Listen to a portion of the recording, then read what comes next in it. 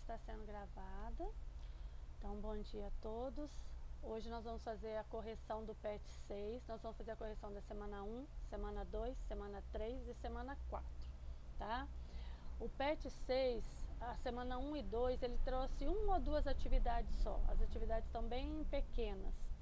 Me parece que no 4 é que tem mais atividades, mas são atividades tranquilas, tá bem fácil da gente resolver. Então nós vamos fazer uma revisão do que a gente já viu antes. Vou apresentar para vocês minha tela agora e vamos lá. A tela já mudou para vocês? Sim. Sim? Já. Sim. Então, Já. vamos lá. Peraí, a gente vai começar com um videozinho, que foi o vídeo, inclusive, que eu coloquei no PET para vocês, tá? Mas ele é pequenininho e ele é muito bom para... Vou começar aqui, vocês me falam se o som tá bom, ok?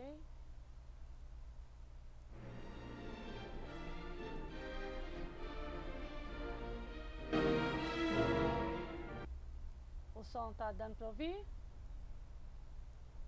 Sim. Sim. Aumenta um pouquinho só, professora. Tá bom. Eu acho que vai ficar melhor. Tá. Vou voltar aqui para ver. Vamos lá. O som tá bom.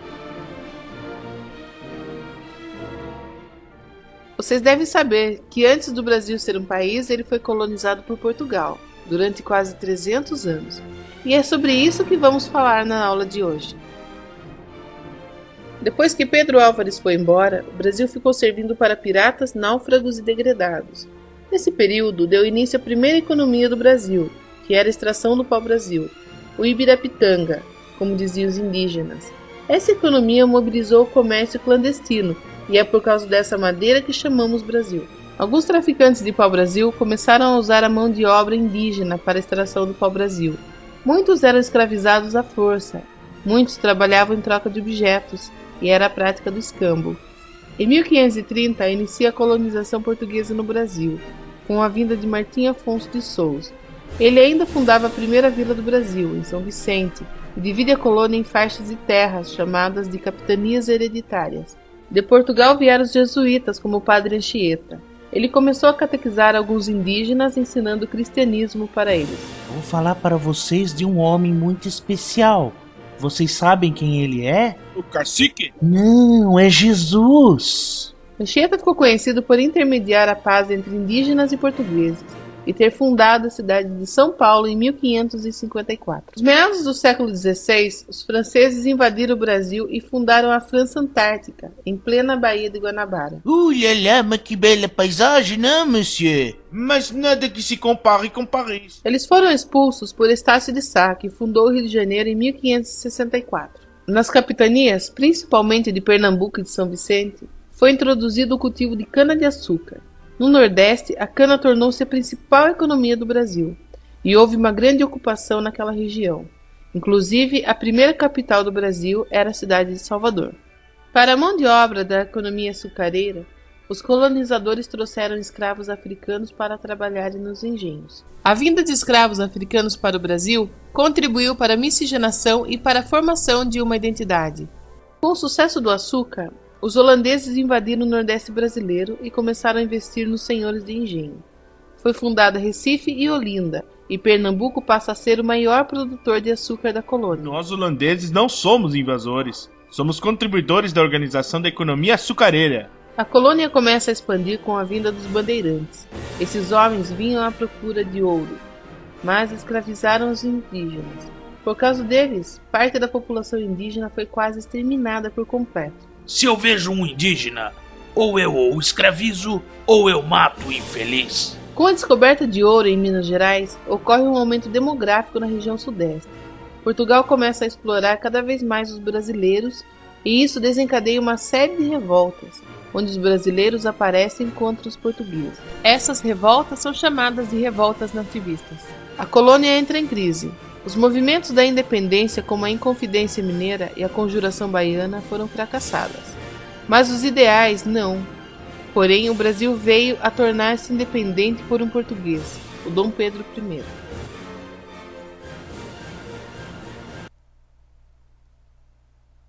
Então, o primeiro videozinho era esse, e ele traz pra gente A primeira semana eu acho que eu fiz, professora. Ah, muito bem. Eu vi esse vídeo no. Como é que chama?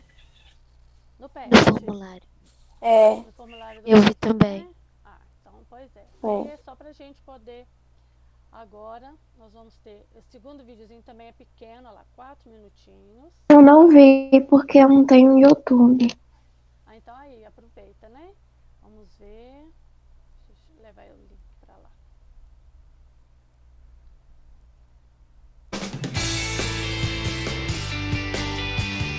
Fala pessoal, aqui é o Professor Cato e hoje a gente vai descomplicar os ciclos econômicos do Brasil colonial. Bom, primeiro gente, o que é um ciclo econômico? É quando algum produto acaba se tornando o principal da economia de um país ou de uma região, criando empregos, cidades e mudanças sociopolíticas em torno dele. O primeiro ciclo que a gente teve no Brasil colonial foi o ciclo do pau-brasil, que teve seu início em mais ou menos 1500 com a chegada dos portugueses aqui e foi até 1532. Os principais usos do pau-brasil eram pelo seu pigmento vermelho, que era muito apreciado em quase todo lugar da Europa, e confecções com madeira. Ele se localizava principalmente na parte litorânea do Brasil, e a mão de obra utilizada para extrair ele era a mão de obra indígena. Eles faziam isso através do escambo, que era quando você trocava o serviço do indígena, assim como o pau-brasil, por coisas que ele normalmente nunca tinha visto na vida dele, como espelhos, pentes e vários tipos de utensílios diferentes. E a sua crise veio com a extração sem limites que os portugueses fizeram, causando a quase extinção da árvore, que hoje em dia é até mesmo preservada, viu gente? O segundo ciclo do Brasil colonial foi o açúcar. Ele começou quase junto com o do pau-brasil, o que permitiu uma passagem mais tranquila em termos econômicos de um ciclo para outro. Ele só entrou em destaque mesmo com a queda do pau-brasil, e também com a vontade dos portugueses de tornar o Brasil uma colônia lucrativa. Os principais usos dele eram, obviamente, para a produção do açúcar, e se localizava também na parte litorânea, pois o clima tropical, quente e úmido do Brasil era ótimo para a planta. O sistema de mão de obra que o açúcar usava era o sistema de plantation, que consistia em mão de obra escrava, latifúndio e monocultura. E a crise do ciclo do açúcar começou quando os holandeses, que os portugueses haviam chamado para o Brasil pelo seu know-how, foram expulsos devido a várias divergências e começaram uma concorrência nas Antilhas, com a qual o açúcar brasileiro não conseguiu competir. Veio então o terceiro ciclo, o ciclo do ouro ou ciclo aurífero. A sua época foi no final do século XVII ao início do século XIX. Os principais usos era que nessa época, gente, existia uma coisa chamada de metalismo, que era você medir a riqueza do país pela quantidade de metais preciosos que ele tinha. E, portanto, o ouro era muito valorizado em qualquer país da Europa. A localização dele promoveu a primeira grande mudança de localização do eixo econômico, saindo do litoral e indo para o centro-sul do país, principalmente em Minas Gerais, que tem esse nome por causa dessa época. A mão de obra era escrava e nesse período a gente teve a maior circulação de escravos vindo da África em toda a história brasileira. Mas a gente também teve um crescimento da mão de obra livre, porque o contrabando do ouro era uma forma de se enriquecer na época. E bom, a crise do ouro veio com a escassez desse e a febre da corrida do ouro acaba, embora ainda se mantenha um ou outro lugar fazendo essa extração. Bom pessoal, é isso. O ciclo do café, embora ele também comece agora, a gente vai tratar só no outro vídeo, porque ele se estende durante um ou... E aí, o que eu queria que vocês observassem? Peraí, deixa eu só voltar aqui. Queria que vocês observassem algumas palavrinhas que eles falaram aí. Falou plantation, que está no nosso PET, perguntando o que é isso. E falou sobre os ciclos. Então, o primeiro ciclo foi o pau-brasil, o segundo ciclo a cana-de-açúcar, o terceiro ciclo o ouro e o quarto ciclo será o café. Então, nós agora vamos começar realmente a nossa correção do PET. Vamos lá. A atividade 1, ela falava assim: escreva e explique quais são as características predominantes da colonização portuguesa na América. Então vamos ver. As características são as plantations. O que são plantations? São fazendas muito grandes. Essas fazendas muito grandes, com muita terra, são chamadas de latifúndio. Então, latifundiário é a pessoa que possui grandes quantidades de terra. Então, uma das características predominantes da colonização foram os latifúndios, que são essas grandes quantidades de terra. Aí, para ser uma plantation, tem que ter grande quantidade de terra, mas a mão de obra que está lá é a mão de obra escrava. Tem que ter monocultura, mono é um, então cultura de um só produto e voltado para exportação. Então, vou falar de novo. Característica do Brasil colônia. Plantation. O que são plantations? Fazendas, né, muito grandes, chamadas de latifúndio, na qual a mão de obra utilizada é escrava. Vai ter o produto principal econômico de um produto só, então monocultura, no caso vai ser a cana-de-açúcar, e essa cana-de-açúcar tem que ser voltada para exportação. Essa é a primeira característica. Segunda característica do Brasil colônia, o pacto ou exclusivo colonial. A gente chama de pacto colonial ou chama de exclusivo colonial. Também podemos chamar de monopólio. O que é isso? Esse pacto, ele vai ser feito entre a metrópole é Portugal, e a colônia, no caso a colônia é o Brasil. Neste pacto, a colônia só pode fazer comércio com a metrópole. Mas como assim? Exatamente assim. Quando você vai fazer o comércio com alguém, você vai comprar ou vender alguma coisa, você tem diversos clientes ou diversas pessoas com quais os seus fornecedores que você vai comprar. Porque aí você vai escolher o preço, né? Você vai vender para diversas pessoas ou vai comprar de diversas pessoas. No caso do pacto colonial ou exclusivo colonial ou monopólio, a colônia só podia fazer comércio com a metrópole. O que isso acarreta? Pensa bem, a colônia, que são as pessoas que estão aqui no Brasil, vão plantar e eles só podem vender para a metrópole. Então vamos plantar o açúcar, vamos plantar a cana-de-açúcar. Na hora de vender, só vai poder vender para Portugal. Então Portugal vai oferecer o preço que ela quiser, o valor que ela quiser. Vou dar um exemplo. O colono brasileiro vai plantar cana-de-açúcar, na hora que ele quer vender o quilo da rapadura, porque ele não mandava para Portugal já transformado em açúcar, não. Era transformado em rapadura, aqueles cones que a gente viu, que eu apresentei para vocês algumas aulas atrás. Então, quando ele enviar essa rapadura, esse açúcar ainda não transformado, ele poderia querer colocar o valor de R$10 o quilo. Mas aí a metrópole, que é Portugal, falaria assim, não, eu vou comprar por R$5 o quilo.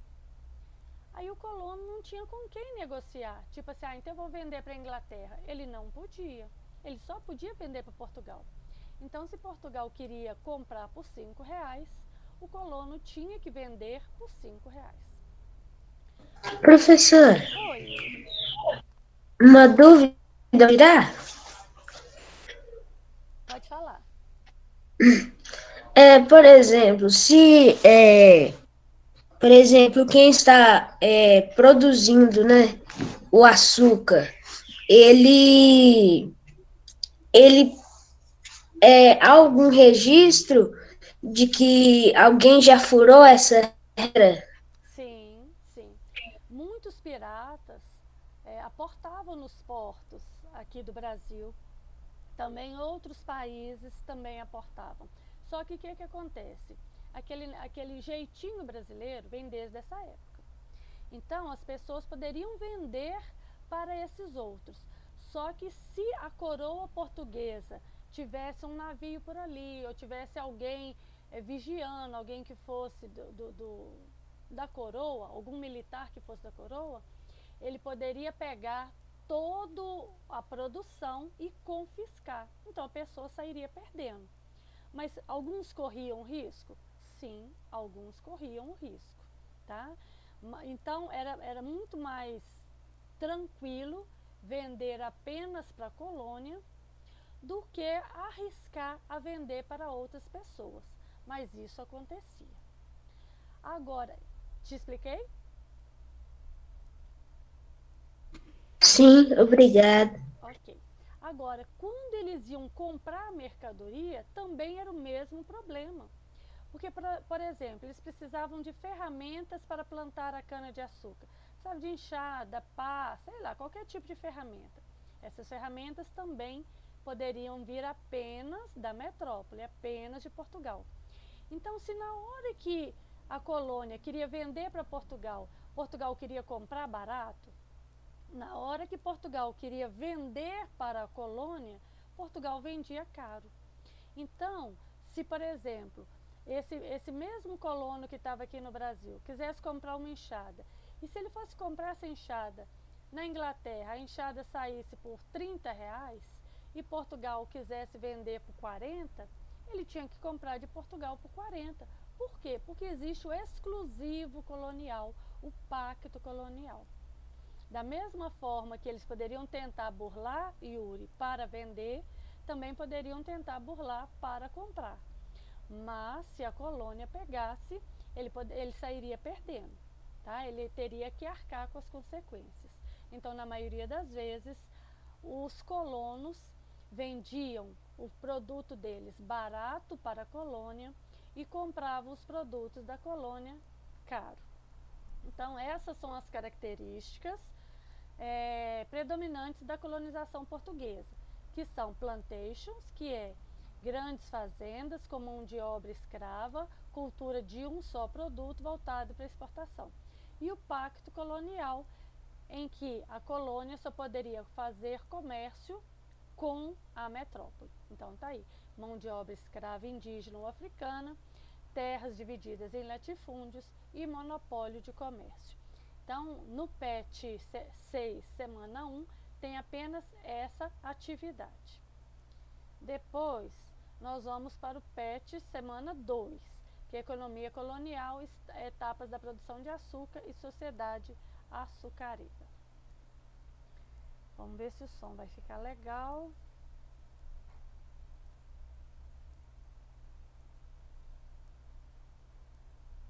Depois que os portugueses chegaram ao... O som tá bom? Sim. Sim, tá bom, mas tá bom. Ok.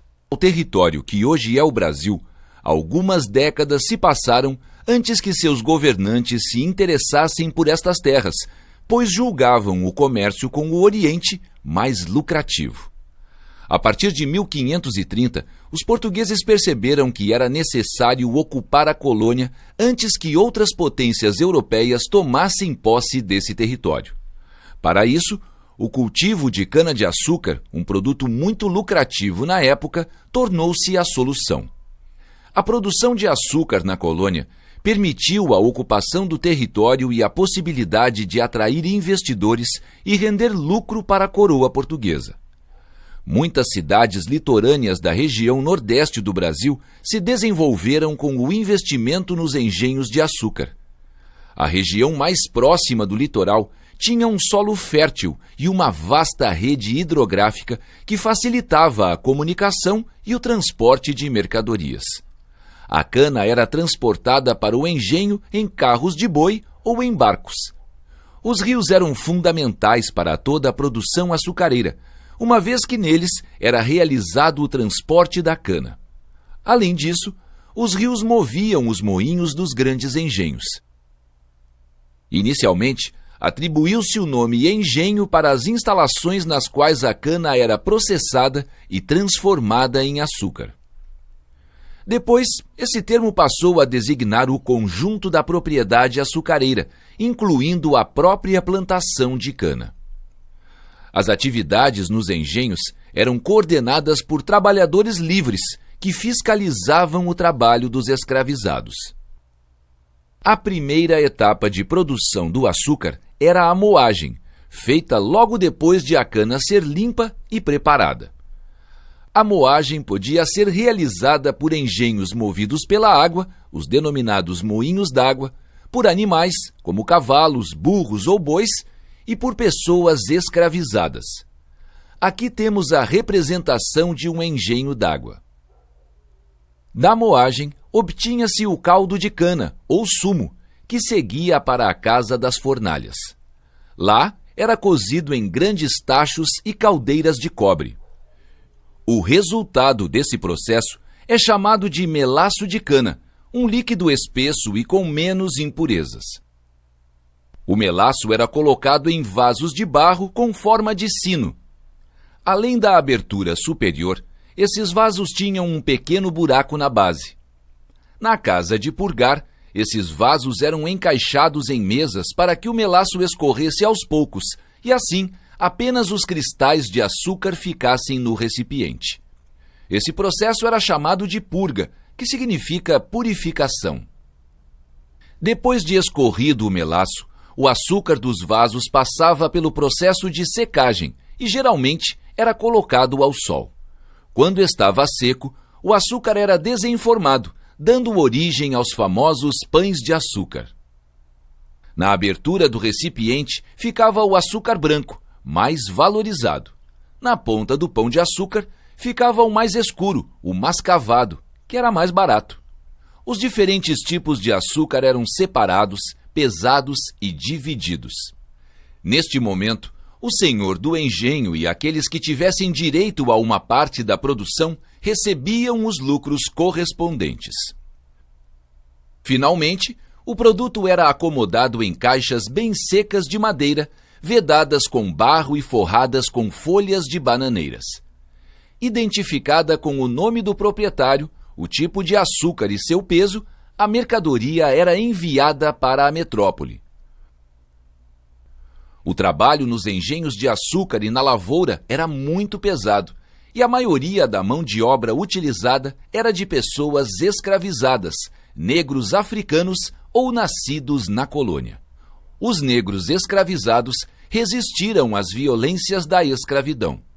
Ao longo dos séculos, a fuga e a formação de comunidades livres, onde pudessem vivenciar e preservar suas culturas, eram duas das principais formas de resistência. Essas comunidades, chamadas de quilombos, foram se formando em regiões de difícil acesso. Então, vamos voltar. Quero perguntar uma coisa para vocês. Deixa eu voltar lá no Meet. Quando eu estou passando o vídeo, eu não desativei meu som aqui do Meet. Tá dando muito eco? Não. Não? Então tá tranquilo. Nenhum. Então tá. Então vamos voltar. Agora, nós já vamos para a atividade. Então vamos lá.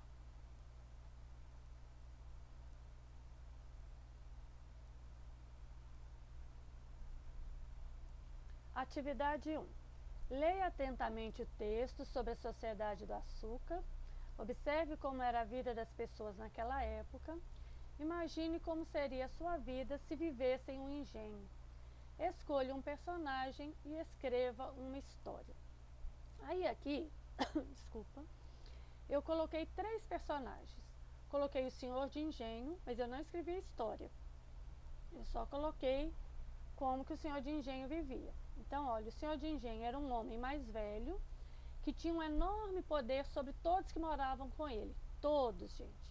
Ele tinha um poder também sobre o engenho, seus empregados e seus escravos. As mulheres também viviam sobre a ordem de seus maridos e pais, que eram os senhores de engenho e tinham pouco poder nesse sistema. Aí nessa imagem aqui, deixa eu pegar o laser. Ô, professora, Oi. esse daí eu fiz, eu coloquei como se fosse mulher de escravo. Mulher de escravo? Ok. Então aqui, ó, nós temos o senhor de engenho, e aí nós vamos ter, olha, a sequência de pessoas, os escravos, que vão atrás dele. Então, ele sempre na frente. Aqui nós temos novamente o senhor de engenho. Então, vocês observem as roupas, os adereços, tudo que ele tem, olha. Ele anda com um guarda-chuva, normalmente ele tem uma bengala, uma coisa assim. E aqui os escravos. Então esse é o senhor de engenho. Como que ele vivia? Ele era uma pessoa que ele era dono de tudo. Então se você for falar do senhor de engenho, você vai falar que ele possui todo o poder econômico, o poder político, ele manda em tudo, em todas as pessoas. Então, se você escolher o senhor de engenho, você tem aí os dados para poder falar sobre ele. Depois, eu também coloquei sobre o escravo. Aí eu coloquei muita coisa sobre o escravo, ó. O escravo de campo. Esse escravo de campo, gente, eles eram trabalhadores que trabalhavam nos engenhos de açúcar. Trabalhavam plantando, colhendo, guiando boiadas e outros animais, pescando, caçando. Então, o que vocês vão falar? Eu sou um escravo, moro no engenho, eu acordo de manhã e aí eu vou para a plantação. Aí vai depender do personagem que vocês querem criar, né? Existiam escravos que, além de fazer a produção de açúcar, eles também tinham escravos domésticos, trabalhavam dentro da casa grande. Aí o que eles faziam? Eles faziam a faxina, eles cozinhavam, eles arrumavam, as mulheres eram ama de leite. Quem sabe o que é uma ama de leite? Eu acho que Ela pega. Tipo, os filhos das mulheres lá dos engenhos. E pega, Eu ia falar isso. Pega e faz o quê? Amamenta os filhos deles. Isso mesmo. As senhoras, esposa dos senhores de engenho, não tinha-se o hábito de amamentar os filhos. Era uma coisa que era desvalorizada. Então, isso era uma função de escrava.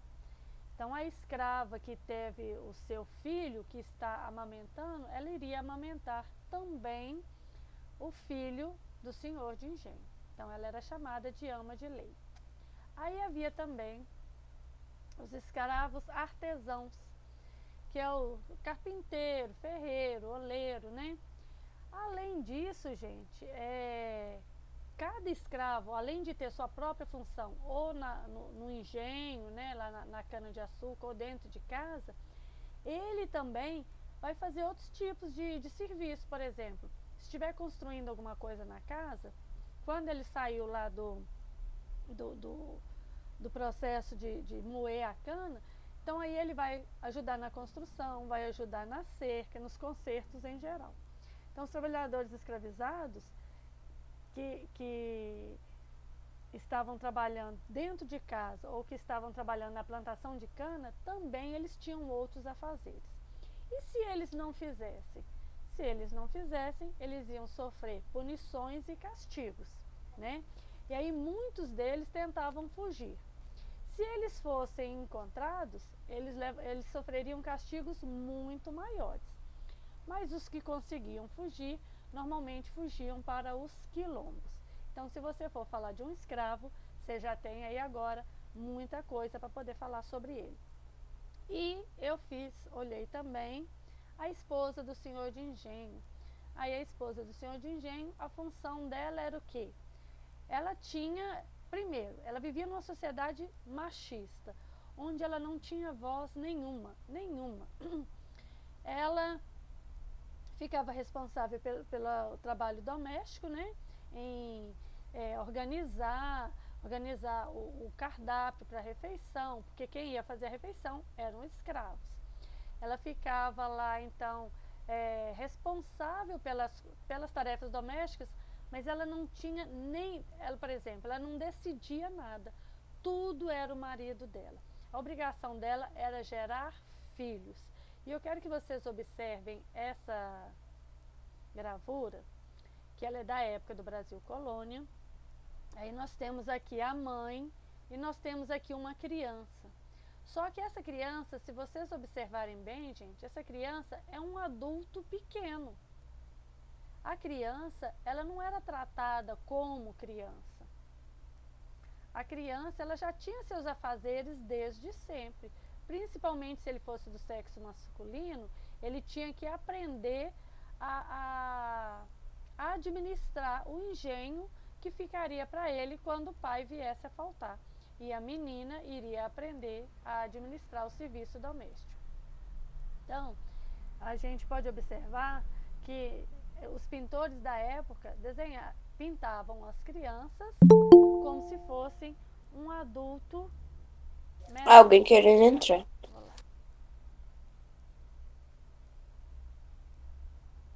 E aí, ok. Então, eu coloquei aí os três, né? Coloquei o senhor de engenho, a esposa do senhor de engenho e coloquei os escravos para que vocês possam fazer, então, essa atividade aí, que é como se vocês fossem um deles, né? A segunda atividade é assim: pesquise e escreva o significado do termo sociedade patriarcal. Então, isso aí vocês tinham que pesquisar ou no Google ou no dicionário. Daí vocês tinham que falar quais as características dessa sociedade. Então, sociedade patriarcal é aquela em que a figura central é a do homem. Lembra o ano passado que quando nós estudamos os hebreus, eles tinham os patriarcas, que eram os homens mais velhos? Então, a sociedade patriarcal é a sociedade em que a figura central é a figura do homem. Ele detém todo o poder, tanto econômico, quanto político, quanto familiar. Tudo, gente, tudo. Eu acho que o desejo naquela época era você ser homem e você ser dono de engenho, porque você teria todas as suas vontades atendidas, todas. O senhor de engenho, que era o pai, né, que era o patriarca, ele teria todas as suas vontades atendidas e a vontade dele seria soberana sobre bens materiais, ele que decidiria, sobre a família, sobre os filhos, com quem os filhos casariam, se casariam, qual profissão, tudo isso era o senhor de engenho que iria tomar as decisões. Ele também tomava as decisões sobre os escravos e sobre os agregados. E quem são esses agregados? Trabalhadores livres. Então, até os trabalhadores livres, eles também ficariam sob a vontade do senhor de engenho. Isso é uma sociedade patriarcal. Atividade 3. A escravidão indígena, adotada no início da colonização do Brasil, foi progressivamente abandonada e substituída pela africana. Quais os prováveis motivos para essa substituição? Aí eu coloquei alguns aqui. Os indígenas, gente, eles tinham pouca resistência às doenças. Eles não tinham resistência à gripe, eles não tinham resistência a nenhuma doença que os portugueses trouxeram. Por exemplo, uma gripe matava centenas de indígenas.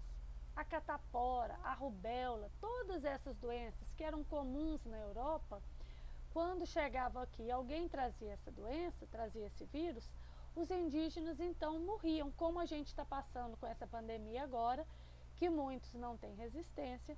Os indígenas então tinham pouca resistência a doenças. E isso foi um dos fatores que fez com que a mão de obra fosse substituída, mas esse não foi o principal.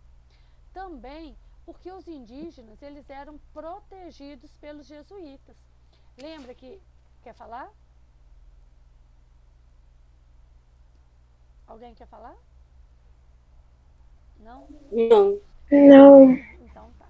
Então, olha, eles eram protegidos pelos jesuítas nas missões, né? Nós já falamos sobre isso nas aulas anteriores e daqui a pouco eu vou mostrar uma missão para vocês lá no Rio Grande do Sul. Então, olha, primeiro, a falta de resistência à doença. Segundo, eles eram protegidos dos jesuítas, porque os jesuítas falavam que os indígenas, eles eram catequizados, então que eles não poderiam ser escravos. Quanto à mão de obra africana, eles acreditavam que os africanos, esses sim poderiam ser escravizados, porque eles não tinham alma. Eles não poderiam ser catequizados, porque eles tinham outras crenças e outra fé. Então, os jesuítas não protegiam os escravos africanos. Então, o segundo motivo é esse. Terceiro motivo, os indígenas conheciam muito bem o território. Então, eles tinham uma facilidade maior para a fuga. Então, eles iam adentrando para dentro do território e fugindo. Então, esses foram os motivos que levaram a mão de obra indígena a ser substituída pela mão de obra africana. Toda hora alguém querendo ter a cana, chega na hora certa, hein? Pois, aí, continuando, peraí, voltar lá. Então, esses foram os motivos, né, da mão de obra ter sido substituída. Além do que, gente, lá na África também, os africanos, eles tinham mão de obra especializada, né? Eles já sabiam lidar com a cana-de-açúcar. E a cana-de-açúcar, quando era só o pau-brasil, o indígena cortava o pau-brasil e levava até as embarcações. Mas a cana-de-açúcar, ela precisava de um conhecimento. E os africanos tinham esse conhecimento. Então, todos esses fatores juntos fizeram com que a mão de obra fosse substituída. A mão de obra indígena fosse substituída pela mão de obra africana. Até aí tá entendido? Sim. Sim. Ok, então agora já vamos para a semana 3 do PET 6. E o tema é tráfico negreiro e o trabalho escravo nos engenhos. Então vamos ver mais esse videozinho.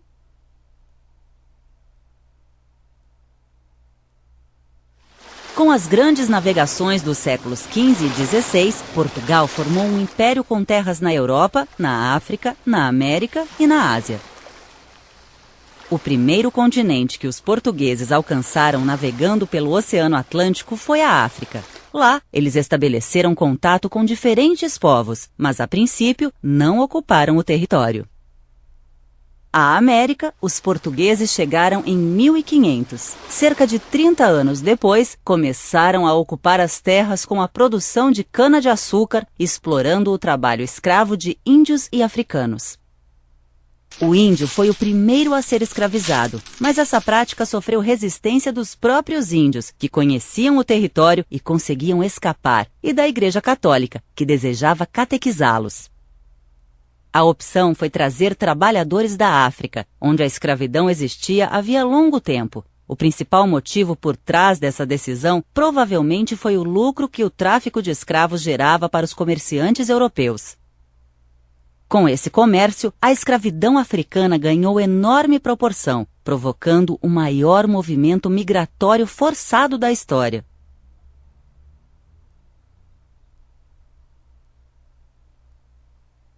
No início, os próprios europeus capturavam os cativos. Mais tarde, eles passaram a obter escravos dos chefes africanos, oferecendo em troca produtos como tabaco, cachaça e armas. Vários povos e reinos africanos participavam do comércio de escravos. Os cativos eram capturados no interior do continente e podiam ser pessoas que não conseguiam quitar suas dívidas ou prisioneiros de guerra. Em geral, os traficantes de escravos eram africanos, portugueses e luso-brasileiros. Ao governo português, cabia garantir o negócio e lucrar com a cobrança de taxas e impostos. Os africanos aprisionados eram conduzidos a fortalezas, presídios e feitorias instalados nas regiões litorâneas do continente, onde ficavam presos por até 20 dias. A viagem pelo Atlântico acontecia nos chamados navios negreiros, onde os cativos permaneciam acorrentados. Muitos morriam por causa das doenças e das difíceis condições da viagem, como a falta de alimentos e de instalações sanitárias.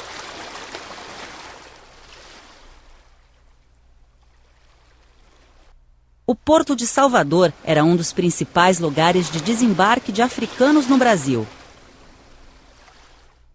Ao desembarcarem, os cativos recebiam cuidados para se recuperarem da viagem e poderem ser negociados nas cidades. A maior parte dos escravos seguia para as fazendas de cana-de-açúcar, onde não viviam mais do que 30 anos. Na nova terra, era preciso reconstruir a vida, aprender a língua, o trabalho e as regras do lugar, sempre convivendo com a vigilância dos feitores e com os castigos físicos.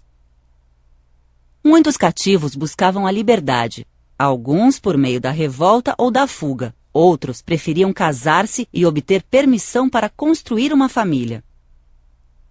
Durante os quase 4 séculos de escravidão no Brasil, aproximadamente 5 milhões de africanos foram trazidos à força para a nossa terra. Com o trabalho e a convivência com outros povos, os africanos ajudaram a formar o nosso país e a nossa gente. E aí, nós vamos passar agora para a atividade.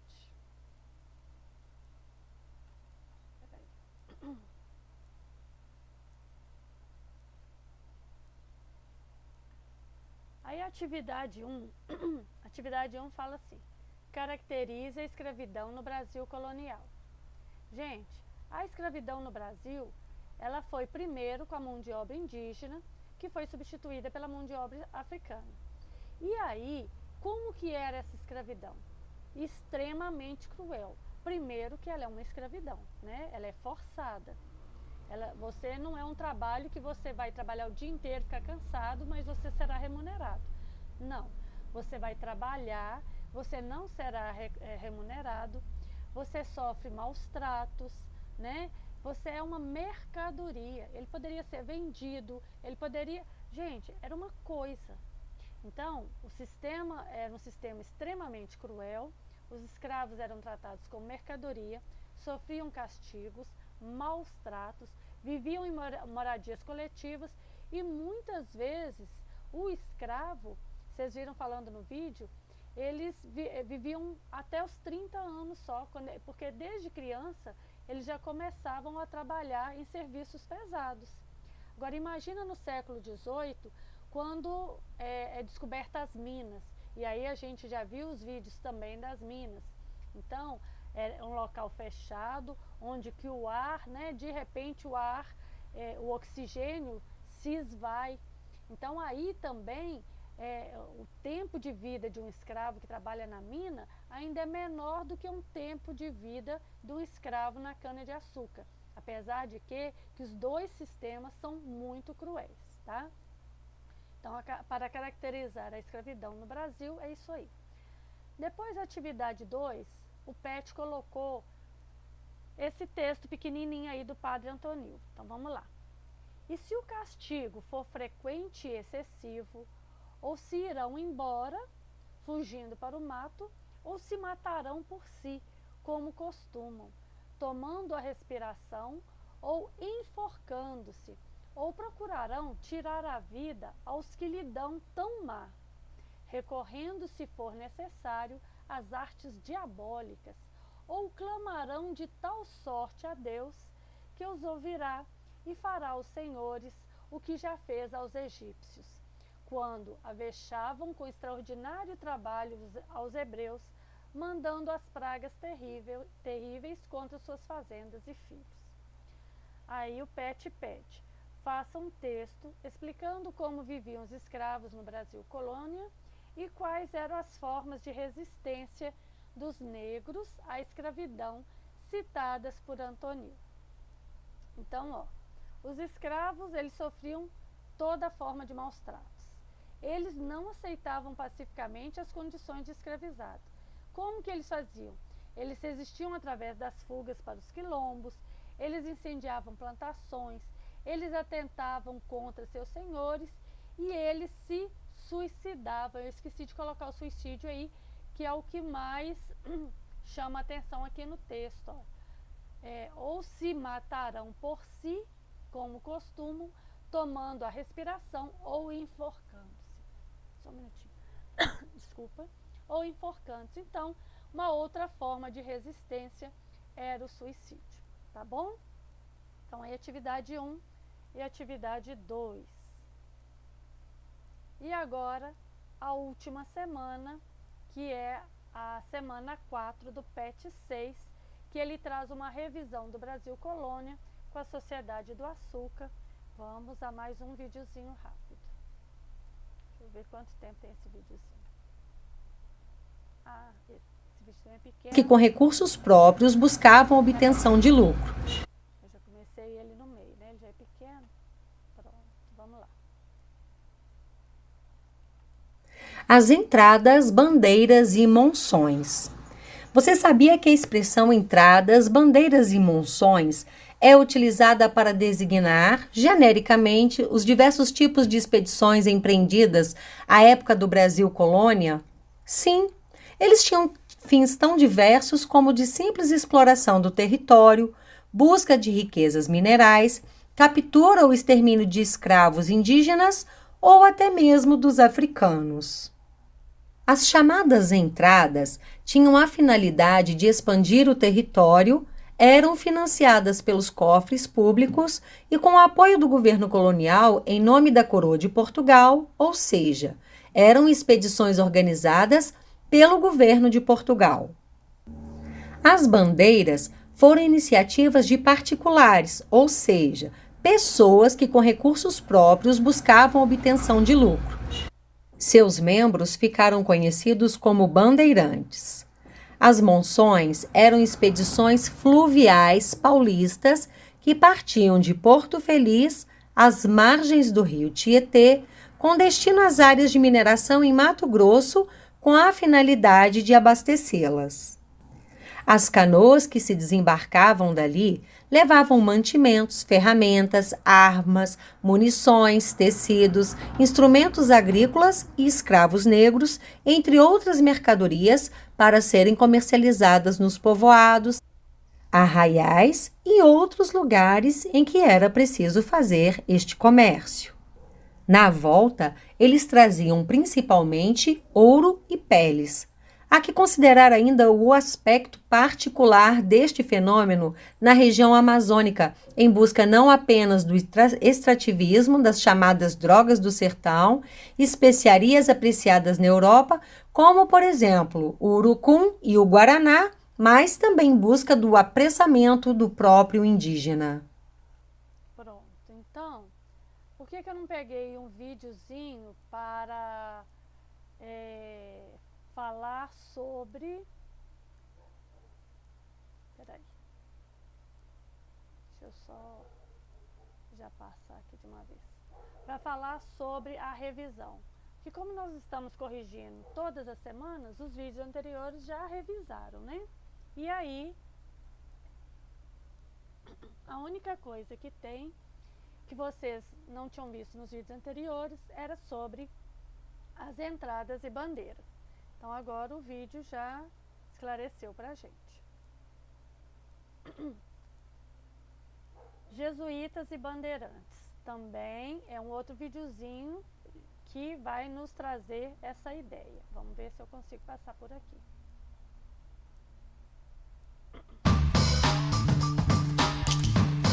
Vocês estão conseguindo ouvir o som desse vídeo? Sim. Ok. Sim. Sim.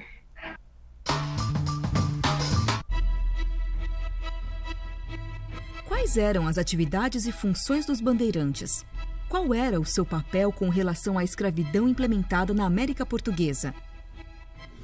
Não por acaso, a imagem dos bandeirantes foi associada à conquista do território brasileiro. É importante destacar que o território que hoje identificamos como América do Sul era ocupado por muitos povos indígenas. A maioria desses povos conservava seus costumes, seus territórios, seus deslocamentos. Em algumas regiões da América, desde o século XVI, religiosos como os jesuítas estabeleceram missões, nas quais administravam os indígenas e promoviam a sua conversão ao cristianismo. Além de se deslocar pelo interior da América em busca de metais e pedras preciosas, os bandeirantes atacavam aldeias e aprisionavam integrantes de povos indígenas para escravizá-los. As áreas em destaque mostram locais de apresamento dos indígenas que muitas vezes entravam em conflito com os religiosos, fato que resultou na expulsão dos jesuítas de determinadas localidades. Essas são as ruínas da igreja de São Miguel, povoado que recebeu nativos expulsos em razão dos ataques bandeirantes no século XVII. A ação dos bandeirantes provocou resistências armadas de povos indígenas em conflitos registrados ao longo do período colonial. Além de tentar escravizar os indígenas, os bandeirantes também atacavam quilombos, com o objetivo de reconduzir à escravidão os negros africanos que haviam fugido do cativeiro. Os quilombos abrigavam ex-escravos e até grupos indígenas que resistiam à escravidão, cujas histórias estão ligadas à ocupação da terra. Ainda hoje, muitos descendentes de quilombolas lutam pelo direito ao reconhecimento de suas terras. A expansão territorial realizada pelos bandeirantes foi, portanto, marcada pela violência contra parte da população que então habitava o território brasileiro. E os efeitos disso podem ser percebidos até hoje. Então é isso.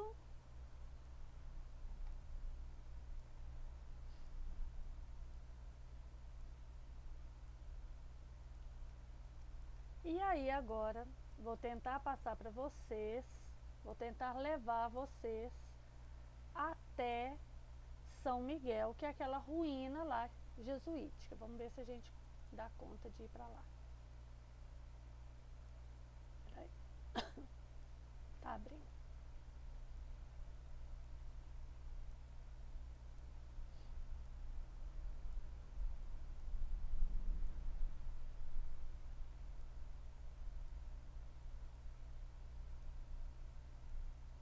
Mudou a tela de vocês? Sim. Isso aí é lá no Rio Grande do Sul, gente. Essa é uma missão jesuítica. Então, ó, aqui é a parte principal, né, onde ficava a igreja, mas todo esse terreno, ó, todo esse terreno era a missão, tá? Então aí a gente pode visitar tudo que tem aqui. Então vamos primeiro visitar para cá. Vamos entrar na setinha. Vamos entrar dentro. Uma igreja em cada redução era fundamental para a missão dos jesuítas. Vamos conhecer um pouco mais sobre a igreja de São Miguel Arcanjo. O projeto, em estilo barroco, é atribuído ao arquiteto jesuíta Gian Battista Primoli, que contou com vários colaboradores. Foi inspirado na Igreja de Jesus em Roma. Ela não representa o padrão habitual das igrejas missioneiras. Foi construída com materiais da região, principalmente arenito e itacuru, uma rocha com muito minério de ferro. As pedras de arenito recebiam bem o trabalho de entalhes e ofereciam a solidez necessária. Aos poucos, pedra sobre pedra, encaixadas e ligadas por argamassa, iam dando à edificação a forma projetada pelo padre arquiteto. Podemos observar vestígios brancos do reboco, feito de argamassa de cal. Vocês estão ouvindo bem a explicação? Sim. Então, Sim, professora. Sim. qual seta que nós vamos agora? Para a direita ou para a esquerda? Pode escolher. Esquerda, professor. Direita? Isso. Esquerda. Então Pode ser vamos qualquer na um. esquerda. Primeiro, vamos ver o que vai falar da esquerda. Ao entrarmos pelo vão central, ingressamos na nave principal da igreja, local onde se reuniam os fiéis para assistir aos serviços religiosos. Olhando para as áreas laterais, percebemos que a igreja de São Miguel Arcanjo era dotada de 3 naves, esta, central e 2 outras secundárias. As naves secundárias eram separadas da nave central por enormes arcos. Então, ó, deixa eu voltar lá onde que estava. Aqui é a nave principal, onde tem essa setinha, e as secundárias que ele falou estão aqui. Então, vamos ver o que tem aqui agora. O forro das naves era em arco recoberto de madeira. As laterais eram decoradas com altares de madeira esculpida, de grande riqueza ornamental. Havia esculturas de santos e de anjos. O piso era feito com lajotas de cerâmica. Na terceira e última fase construtiva das missões, as paredes das edificações eram feitas integralmente em pedra, por este motivo, apresentavam uma grande espessura. Olha a largura dessas paredes, ó. Deixa eu ver o que mais que tem pra cá pra gente ver. Deixa eu ver se tem setinha. Eu acho que agora a gente sai. Vamos ver no pátio.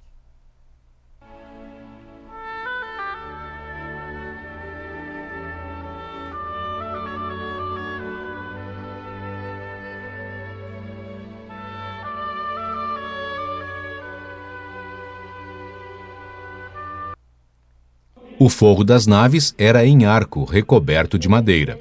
As laterais eram decoradas com altares de madeira escura. Esta grande área verde era ocupada pelo claustro, o pátio interno da casa dos padres. Ao seu redor, em formato quadrangular, havia uma edificação que abrigava também a escola da redução. Neste local, era permitida somente a entrada de homens e meninos. A educação era restrita ao sexo masculino. No chão, vemos restos das paredes de pedra e dos pisos de tijolos. Ao centro do pátio está o relógio de sol, que marcava as horas na redução. Também no claustro se localizava a adega, recinto subterrâneo para conservar mantimentos e vinhos. Ontem, na hora que eu estava visitando aqui, eu não tinha visto o relógio de sol. Tô vendo agora. Tem setinha pra gente ir. Acho que aqui volta lá dentro, não vou voltar agora não. Tinha um lugar aqui que tinha como é que chama? Um helicóptero. Vamos ver se eu acho o helicóptero pra gente ir lá.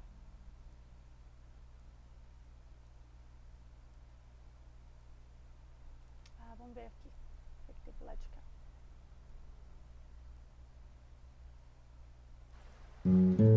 Esta área da redução era inteiramente dedicada às oficinas. Os instrumentos de trabalho utilizados no dia a dia da redução eram produzidos pelos índios guaranis com a orientação dos padres jesuítas. Nas oficinas, o trabalho em madeira era bastante diversificado e a mão de obra exercida exclusivamente pelos homens. Produziam carroças para tração animal, mesas, cadeiras, armários e mobiliário de modo geral. Alguns, os mais habilidosos, esculpiam imagens de santos. Outros confeccionavam instrumentos musicais. As mulheres se dedicavam à confecção de redes e cestos, muito utilizados no dia a dia dos moradores. Os guaranis ainda hoje conservam sua tradição na confecção de artesanato em madeira e cestaria. A venda dos objetos, cestos e esculturas de animais nativos são a base de seu sustento. Este artesanato, inclusive, pode ser adquirido na área do sítio de São Miguel Arcanjo, diretamente das mãos de seus próprios artesãos. Onde que essa seta vai nos levar? O sítio que você vai conhecer é apenas um recorte da realidade. Aqui havia vida e movimento, religiosidade e comércio e uma cultura impondo sua vontade à outra. Mas havia também a tentativa de povos diferentes conviver em harmonia. Nem sempre foi possível, como veremos. São Miguel Arcanjo teve duas fundações. A primeira, em 1632, pelo padre Cristóvão de Mendonça, dura pouco tempo devido ao ataque dos bandeirantes. Para não ter seus habitantes exterminados, a redução emigra para Concepción, no Paraguai. Com o fim da guerra com os bandeirantes, eles regressam, meio século depois, em torno de 1687, e tornam a fundar São Miguel Arcanjo, desta vez de forma definitiva.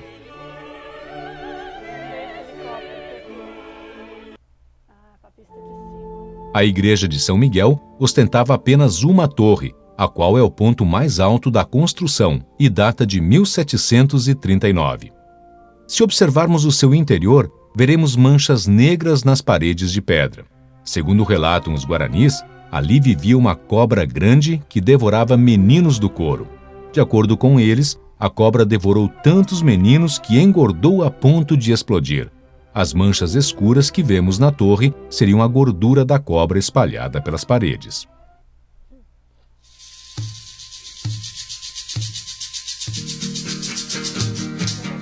Apesar das diferentes etnias, a grande maioria guarani fez com que este fosse o idioma adotado nas reduções. Daí serem conhecidas como missões jesuítico-guaranis. O movimento das missões jesuíticas constituía na vinda de padres da Companhia de Jesus ao continente americano para catequizar os povos nativos da região.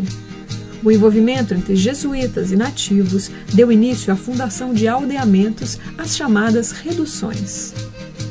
No fim do período missioneiro, que durou em torno de 160 anos, de 1600 a 1760 aproximadamente, as reduções foram abandonadas e tornaram-se objeto de saques e roubos.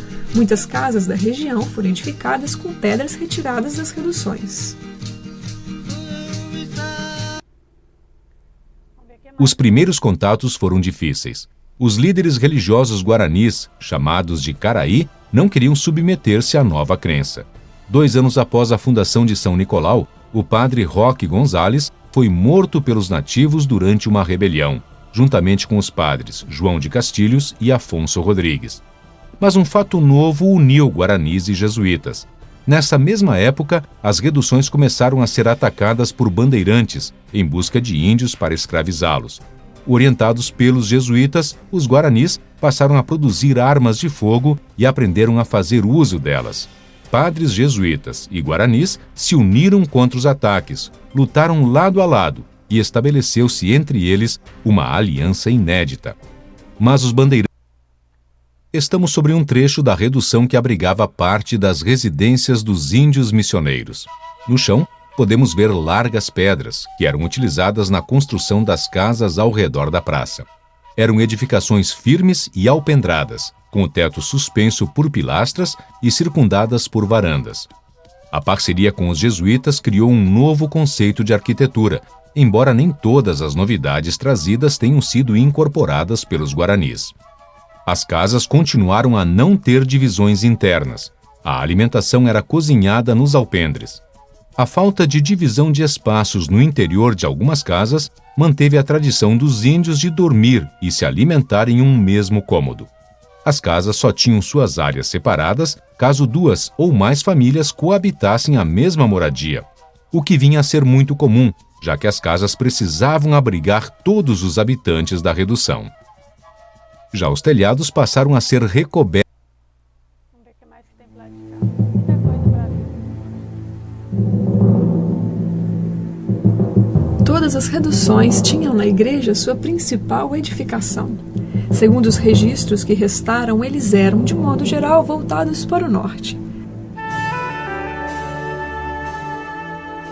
Diante da igreja, vemos uma grande praça quadrada. Tradicionalmente, a praça era delimitada por 4 cruzes colocadas em cada uma de suas extremidades, provável costume dos arquitetos jesuítas. A redução organizava-se ao redor da praça. As construções retangulares espalhadas de forma alinhada serviam para a moradia dos nativos. Algumas reduções chegaram a ter em torno de 7.000 habitantes. As outras construções...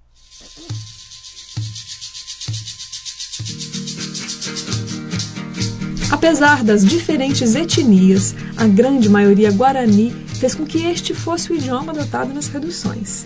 Daí serem conhecidas como missões jesuítico-guaranis. O movimento... Vamos ver o que é isso aqui. Cotiguaçu, em Guarani, significa Casa Grande.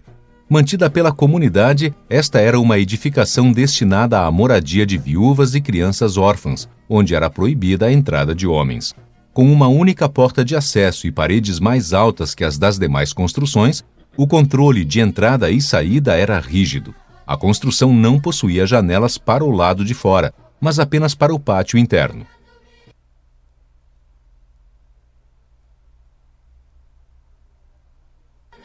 O trabalho comunitário sempre foi uma prática indígena e o Cotiguaçu, tão presente no modelo social das missões, foi uma extensão dessa prática.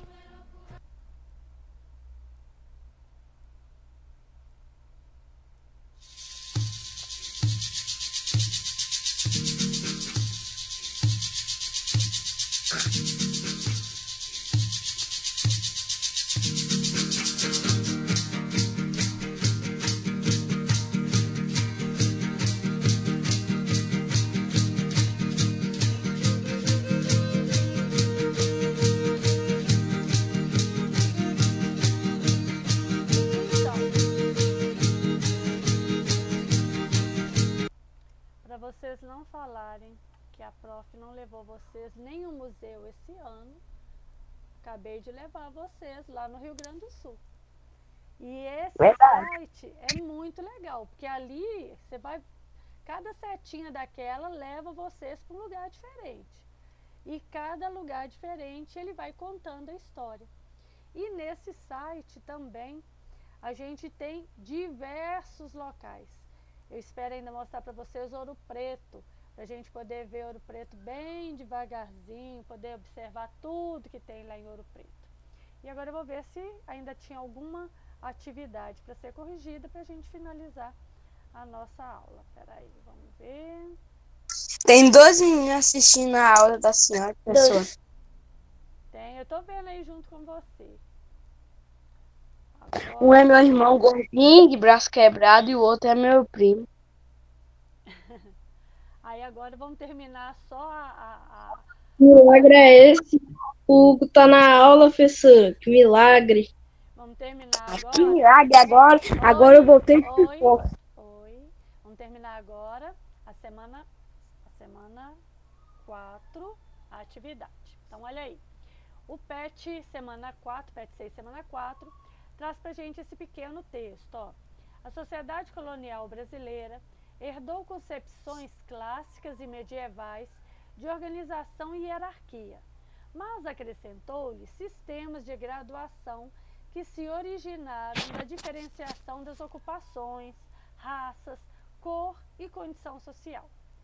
As distinções essenciais entre fidalgos e plebeus tenderam a nivelar-se, pois o mar de indígenas que cercava os colonizadores portugueses tornava todo europeu, de fato, um gentil homem em potencial. A disponibilidade de índios como escravos ou trabalhadores possibilitava aos imigrantes concretizar seus sonhos de nobreza. Com índios, podia desfrutar de uma vida verdadeiramente nobre. O gentio transformou-se em um substituto do campesinato, um novo estado que permitiu uma reorganização de categorias tradicionais. Contudo, o fato de serem aborígenes e mais tarde os africanos, diferentes étnica, religiosa e fenotipicamente dos europeus, criou oportunidades para novas distinções e hierarquias baseadas na cultura e na cor. Isso é um texto do Schwartz. Então, o PET pede o seguinte: qual a interpretação que o texto faz em relação ao Brasil colônia? Esse texto, gente, ele compara a organização social medieval com a associação lá da Europa com a sociedade colonial. Então, esse texto está falando aí, olha, que os homens que vêm da colônia, deixa eu ver se eu pego aqui o apontador de laser, que os homens que vêm lá da colônia, como eles chegam aqui e tem um mar de índios, todos que vêm da colônia, independente deles ser de qual classe social, ele se sente melhor do que os que aqui estão, ele se sente melhor do que os índios. Então, tanto fidalgos, que são os nobres, quanto plebeus, que viviam lá na Europa, quando vêm para cá, eles vão se sentir muito melhores, porque aqui a classe deles é mais alta do que a classe indígena. Então, é essa a interpretação que o texto faz. Ele vai levantar uma comparação entre a organização da sociedade medieval europeia com a sociedade colonial no Brasil. E aí nós temos a letra B, que pergunta assim: qual relação a autora faz entre o período medieval e o processo colonial do Brasil? Aí eu respondi o seguinte, que na sociedade feudal, o que importava lá era a posse de terra, né? Quanto mais terra a pessoa tinha, mais rica ele era. Então era a terra que distinguia a classe social. Porque lembra, os servos não possuíam terras. Quem possuía terras era, então, a nobreza, né? Eram os senhores feudais. Então, na sociedade feudal, a posse da terra é que distinguiu as classes. Já no Brasil colônia, essa hierarquia, ela passava pela etnia, ou seja, ela passava os portugueses estavam numa classe social mais alta e os indígenas e depois os escravos africanos numa classe social mais baixa. O texto, então, ele relaciona senhores feudais com os colonos e os servos ele vai relacionar com os indígenas. Depois a atividade 2. Vocês entenderam essa relação aí, gente? Ficou tranquilo? Sim. Sim. Vocês querem fazer alguma pergunta com relação a isso? Não. Não. Então tá, atividade 2. Todas as afirmativas apresentam algum erro. Então tá pedindo para corrigir o erro que tem na afirmativa. Então são 14 afirmativas, né? Primeiro, as bandeiras foram consideradas expedições militares porque foram organizadas pelo Exército de Portugal. Está errado, porque lá naquele videozinho falou o que eram as bandeiras e o que eram as entradas. As entradas, elas eram sim organizações militares. As bandeiras, para vocês não errarem isso, bandeiras vem de bandeirantes. E os bandeirantes eram os paulistas. Eles que saíam para procurar ouro, eles que saíam para procurar os indígenas para trazê-los. Então, bandeira são expedições particulares. É a pessoa mesmo que vai, algum particular, que vai patrocinar esse pessoal. Já as entradas, elas são organizadas por militares e quem patrocina é Portugal. Então, quando ele fala, as bandeiras foram consideradas expedições militares porque foram organizadas pelo Exército de Portugal, está errado, porque as bandeiras, na realidade, elas foram expedições organizadas e patrocinadas por particulares. Também eu poderia ter substituído assim, ó, as entradas, então no lugar de bandeiras, eu poderia ter colocado as entradas foram consideradas expedições militares porque foram organizadas por Portugal. Na afirmativa 2 está escrito, as bandeiras e entradas tinham como objetivo somente o reconhecimento do território da colônia. Está errado, porque as bandeiras e entradas, elas tinham objetivo, além de reconhecimento, a captura dos índios e a busca de metais preciosos. Isso a gente viu lá naqueles videozinhos que eu passei primeiro.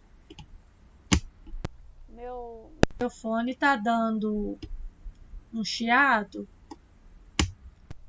Vou tirar o fone. Vocês estão me ouvindo? Eu estou usando agora só o microfone do computador. Então, Sim. eu vou tirar um pouquinho o fone, porque de repente ele fica doido. A terceira está escrito assim, Fernão Dias Paz foi o bandeirante que destruiu o Quilombo dos Palmares em 1694. Errado.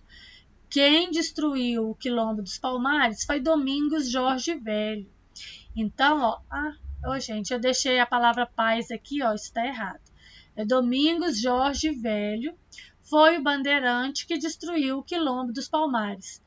Também eu poderia substituir essa frase colocando assim, Fernão Dias Paz foi o bandeirante que ficou conhecido como o caçador de esmeraldas. Deixa eu ver se eu consigo colocar o fone e ele não fica chiando para mim, porque para mim é mais fácil escutar por ele. Pronto, parou a chieira. Então vamos à alternativa 4. No século XVII, no Nordeste brasileiro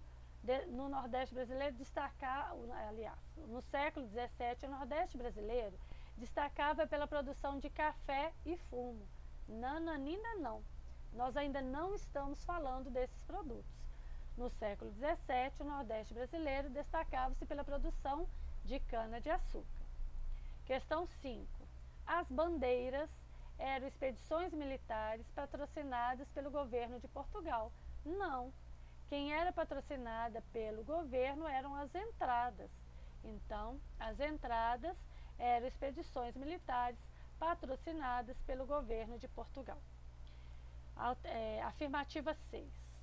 A tentativa de transformar o índio em escravo foi um sucesso. Mentira! A tentativa de transformar o índio em escravo não foi um sucesso por aqueles motivos que nós vimos lá atrás.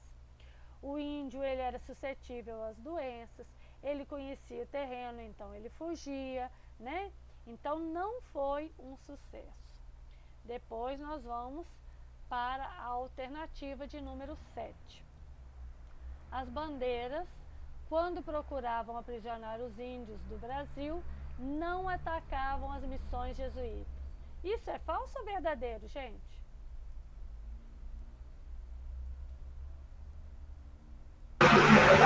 Eles atacavam. Eles atacavam, é falso. Eles aproveitavam que os índios já estavam todos ali nas missões, então era mais fácil atacar, que já pegavam todos aqueles índios. Sem falar que os índios que estavam nas missões, eles já eram catequizados, eles já sabiam falar um pouco de português, eles sabiam fazer plantações. Então as bandeiras, quando procuravam aprisionar os índios do Brasil, eles atacavam as missões jesuíticas, né? Afirmativa 8. As entradas eram expedições patrocinadas por investidores particulares. Não. Quem era patrocinado por investidores particulares eram as bandeiras. Então as bandeiras eram expedições patrocinadas por investidores particulares. As entradas eram patrocinadas pela coroa, pela metrópole, por Portugal, né? Afirmativa número 9. As expedições chamadas bandeiras nunca ultrapassavam os limites estabelecidos pelo Tratado de Tordesilhas. Falso. As expedições chamadas bandeiras ultrapassavam os limites estabelecidos pelo Tratado de Tordesilhas. Eles chegaram até no Amazonas, nós vimos lá em um dos vídeos. Afirmativa 10. Dentro das sociedades indígenas do Brasil, os homens realizavam muitas tarefas das mulheres. Gente, os indígenas, as atividades, eles eram divididas por sexo. Homens faziam uma coisa, mulheres faziam outras.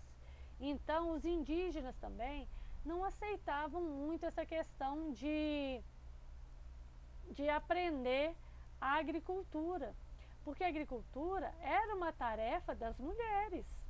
Aos indígenas do sexo masculino, eles tinham que proteger as tribos, eles tinham que caçar, né? Então, dentro das sociedades indígenas, as tarefas, elas eram entre homens e mulheres, né? Então, isso aí está errado. Os homens não realizavam as atividades das mulheres, não. Eles vão fazer isso quando eles vão para os aldeamentos. Agora vamos para a afirmativa de número 11. As alternativas de escravizar os índios só terminaram com o fim da produção de fumo no Brasil. Ah, não tem nada a ver, né, gente? Nada a ver isso. As tentativas de escravizar os índios, elas só vão terminar porque a coroa, porque os jesuítas, eles vão influenciar a coroa que os índios estão sendo catequizados e que eles não podem ser escravizados. Então a coroa, ela só vai permitir a escravização do índio no caso de uma guerra justa. O que era essa guerra justa? Era uma guerra na qual os índios viessem a atacar os brancos. Então a tentativa de escravizar os índios, ela só vai acabar com a interferência da coroa, que só vai autorizar no caso de uma guerra justa. Questão de número 12, né, a afirmativa número 12. As minas de ouro mais importantes do período foram descobertas em São Paulo, Bahia e Espírito Santo. É errado. As minas de ouro mais importantes, elas serão descobertas em Minas Gerais. Tanto é que os bandeirantes saem de São Paulo e vão descobrir aqui em Minas, na região de Mariana, de Ouro Preto, de Sabará, né? Questão, alternativa 13. Em 1698, Antônio Dias Oliveira encontrou ouro em Vila Rica, que mais tarde recebeu o nome de Diamantina. Não, Vila Rica recebeu o nome de Ouro Preto. Então, só arrumar aí. Vila Rica recebeu o nome de Ouro Preto. 14ª alternativa e última, com a descoberta de ouro, o governo de Portugal permitiu a entrada de qualquer um na região das Minas Gerais que quisesse trabalhar na extração dessas riquezas. Não, gente, ele não permitiu a entrada de qualquer um. Na realidade, ele restringiu. Ele permitia apenas algumas pessoas. No princípio, veio gente de tudo quanto é parte. Veio gente da metrópole, veio gente do norte, do nordeste, do sul, do sudeste, veio gente de muitos locais. Tanto é que as cidades mineradoras, elas cresceram rapidamente. Só que chegou um tempo que a coroa portuguesa restringiu, por exemplo, em Diamantina, para entrar em Diamantina e procurar os diamantes, você tinha que ter um passaporte. A cidade ficou cercada, ficou toda fechada, e para você entrar em Diamantina, você tinha que ter um passaporte para você entrar lá. Então, não permitiu, na realidade, restringiu, tá? Então, pronto, 9 horas, quase 9 horas, acabamos aí a nossa aulinha de hoje, corrigindo assim todo o PET 6, tá? E quem chegou depois, eu falei que amanhã, se eu conseguir hoje à tarde eu não consigo, porque daqui a pouco eu tenho aula com o 6º ano.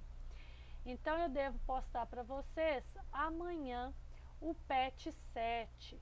Vou postar semana 1 e semana 2. Por quê?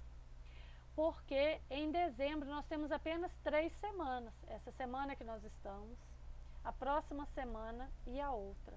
A 4ª semana de dezembro já é a semana do Natal.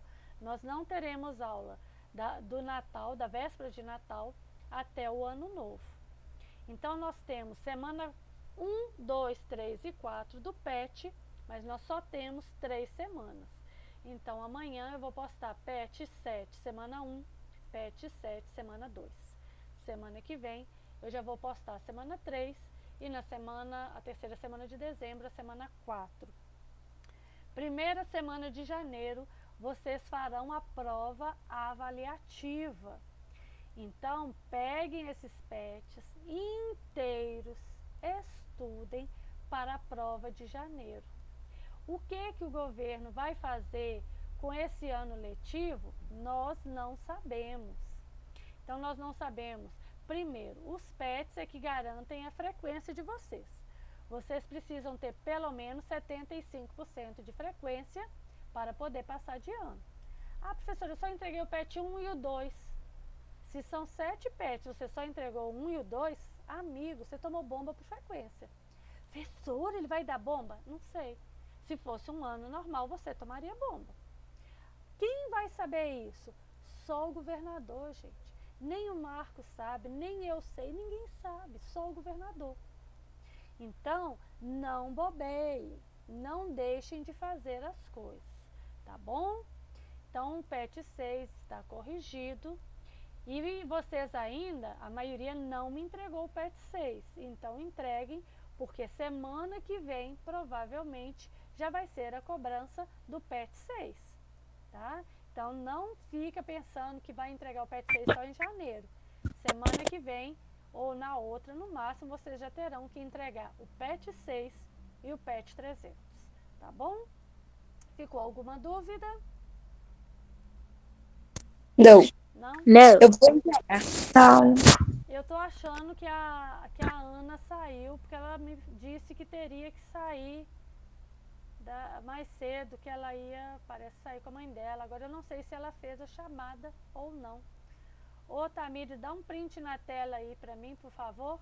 Igual você fez aquele dia. Dá um print aí. Ok. E aí você me manda que Ok. eu não tô vendo a Ana aqui. Aí dá um print aí na tela. E no mais, fiquem com Deus. Essa aula eu vou disponibilizar, porque a aula de correção eu vou disponibilizar lá no canal do YouTube, que agora vocês já conhecem, porque vocês foram, participaram da live através do canal do YouTube. Oi, Robert. Do nada, professor, você tinha congelado e ele tinha saído. Quem? Muito obrigado, né, professor, por estar com a gente aqui mais um dia, né, professor? Então tá bom. Obrigado. Qual o canal? O meu canal de história, que teve a live de sexta-feira, tá? Só me manda o nome dela, do canal, que eu não sei não. Tá bom. Minha mãe foi lá no seu canal, professora. Foi lá? Pois é, e fala pra ela que se você precisar de estudar por essa correção, porque nessa correção eu explico, eu vou deixar lá no canal, tá bom? E aí, você já printou a tela aí, Tamires? Porque eu vou derrubar a aula. Pega seu celular já. Então, a Ana Clara tá aí. Boa, professora. Ô, Ana, você fez a chamada pra mim? Fiz. Então tá bom. Meninos, beijo, beijo. Fiquem com Deus. Tchau, com Deus. Coloque Obrigado. Eu tô vendo essa bonequinha aí. Coisa mais linda do mundo. Ei, bebê linda. Coisa mais fofa. Tchau, obrigado. Beijo. Tchau. Tchau, gente. Fica com Deus. Tchau, tchau. Tchau. Tchau, Tamires. Tchau, meninas. Tchau, tchau. Com Deus. Tchau, Maria. Tchau, Yuri, Bruna, Robert. Tchau pra todos. Fiquem com Deus. Tchau não, professor. Oxi. Se bem que você vai desligar agora, professor, aí é. Vou porque eu tenho que preparar o sexto ano. Oi, Ana. A correção do PET 6, semana 4, tá no Classroom? É essa correção que eu acabei de fazer. Ela tá toda aqui nessa aula, eu vou disponibilizar pra vocês, tá bom? Tá bom, obrigada. Beijo. Thank you, professora. Thank you. Tchau, tchau. Bye, bye. Goodbye.